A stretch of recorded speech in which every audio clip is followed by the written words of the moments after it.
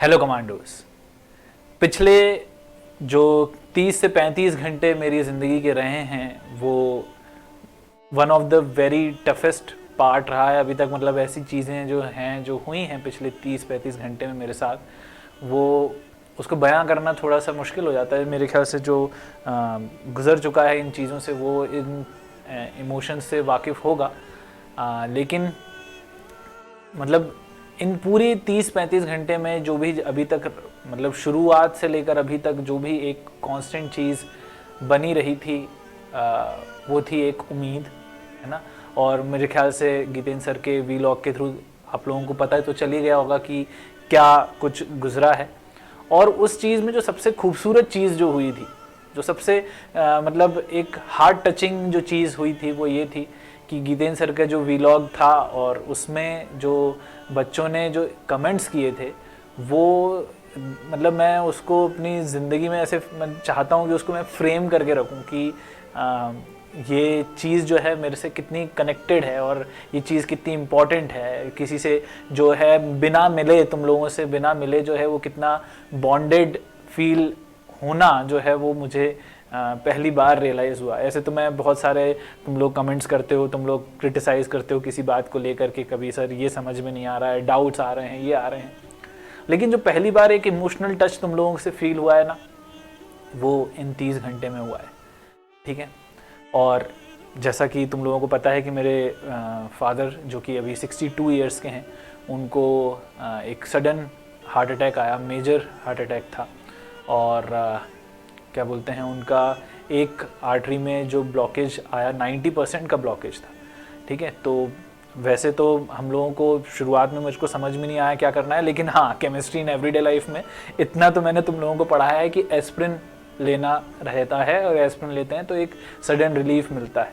तो जैसा कि जैसे ये इसीलिए हम बोलते हैं कि जो है ना, नॉलेज जो है ना, जितना ज़्यादा अपन ग्रैब करें उतना ज़्यादा अच्छा रहता है और उसकी यूटिलिटी होती है तो अच्छा लगता है। तो एस्प्रिन मैंने तुरंत उनको प्रोवाइड करी।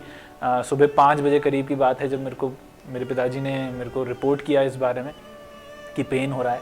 तो एस्प्रिन थी घर पे, उसको जैसे ही प्रोवाइड करी उसके बाद फिर हम लोग उनको लेके गए एम्स भोपाल में। अब एम्स भोपाल जो है वहाँ पर, अब सीधी सी बात है, मेरे दिमाग में सबसे पहले यही आया कि यार इतना बड़ा हॉस्पिटल है वहाँ पर तो चीज़ें हो ही जाएंगी मैनेज।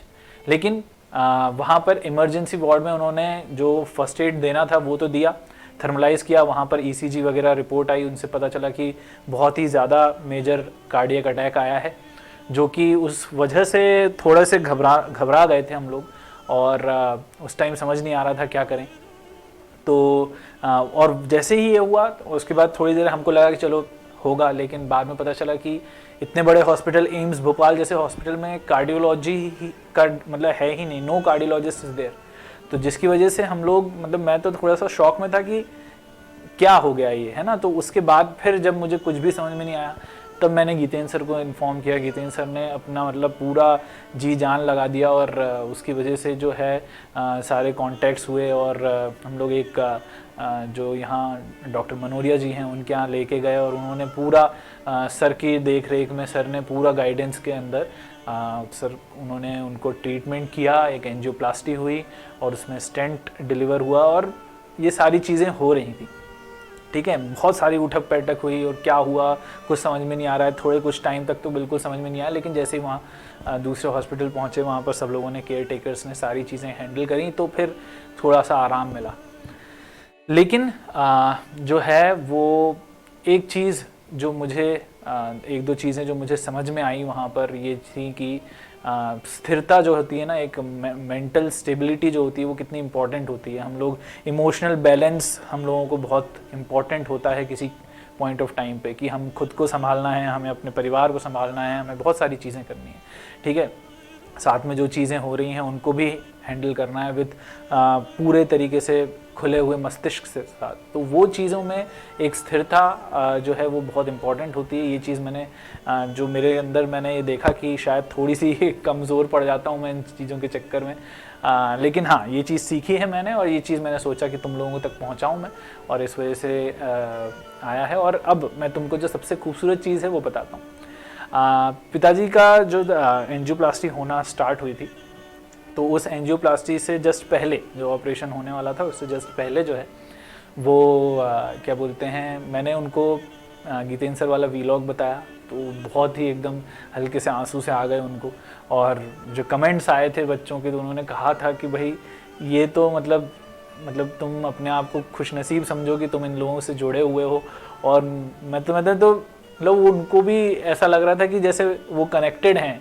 उन लोगों ने हर एक बच्चे ने जिसने कमेंट किए हैं, करीब 125 कमेंट्स थे, सारे 125 कमेंट्स जो हैं बच्चों ने यहाँ पर जो थे वो मेरे पिताजी ने रीड किया और उसके बाद फिर वो गए।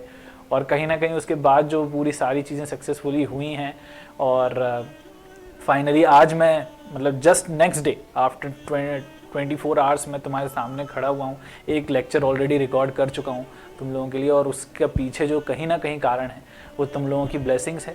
और मैं बहुत बहुत बहुत मेरी तरफ से, मेरे घर वालों की तरफ से, मेरे फादर की तरफ से आप सभी को और गीतेंद्र सर को, बायोमेंटर्स की फैमिली को वो बहुत बहुत मतलब धन्यवाद करता हूँ और खुशनसीब समझता हूँ अपने आप को कि ये चीज़ें हो पाई। और ऐसे ही अपनी जो दुआएं हैं वो रखिएगा।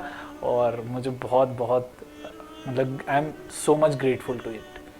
सो थैंक्स अ लॉट। क्या बोलूँ मैं stay blessed and NEET crack करो यार, एम्स भोपाल में भर्ती हो यार, जरा भर्ती मतलब कार्डियोलॉजिस्ट की तरह, ठीक है। और वहाँ पर थोड़ा ज़रूरत है, ठीक है। मतलब अब फिर मैं सोच रहा था कि यार अगर मेरे साथ ऐसा है या हम लोग तो चलो ठीक है, हम सारी चीज़ें भगवान की कृपा से तुम लोगों की दुआओं की वजह से सारी चीज़ें हो गई। लेकिन कुछ लोग होते हैं जो लोग के पास कोई ऑप्शन नहीं होता है, कहीं इधर उधर जा नहीं सकते, कुछ चीज़ें अफोर्ड नहीं कर पाते, कुछ लोग बहुत मुश्किल से वो एम्स जैसे जगह पर आ रहे हैं भरोसा करके कि यहाँ पर तो इलाज होगा, वहाँ पर कार्डियोलॉजी ही नहीं है। तो ये एक सैड है। तो इसलिए मैं चाहता हूँ कि तुम उस चीज़ को ओवरकम करो और ज़्यादा से ज़्यादा मतलब अच्छे से करो यार, बढ़िया मेहनत करेंगे तो अच्छे से अपन दूसरों पे असर डाल पाएंगे, सोसाइटी को चेंज कर पाएंगे, right. So thank you very much. मेरे को बस ये कहना था, I am heartily obliged to have you guys in my life, भले ही वर्चुअली कनेक्टेड हैं। Okay, so thank you very much, take care.